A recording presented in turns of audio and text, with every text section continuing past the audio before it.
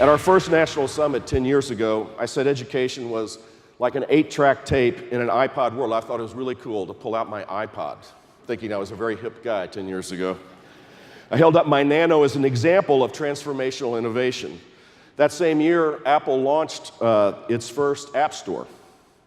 Fast forward 10 years, today the iPod is literally obsolete. And across the technological space, we've seen dramatic changes. And yet, sadly, our education system, in spite of the success we've made, has made incremental change.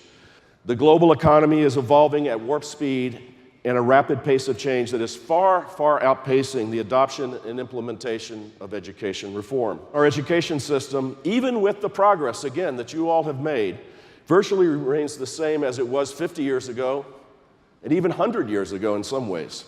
Whether you think our schools are great, and some people do, or whether you think our schools are failing our kids, we need to put that aside for a brief moment and recognize they have to get better and they have to change to the world we're moving towards. The progress of education reform over the last decade is encouraging, but frankly, it's happening too slowly. Incremental reforms can yield systemic change, but it'll take too long. We need to be much more explosive in our efforts to bring about transformational change. Keeping up with the disruptive nature of our economy requires policies that will upend our education system and yield results within this generation, not the next. You all are the ones that are going to make that happen. I wish you Godspeed in your effort, and you know that the foundation will be there to help you along the way.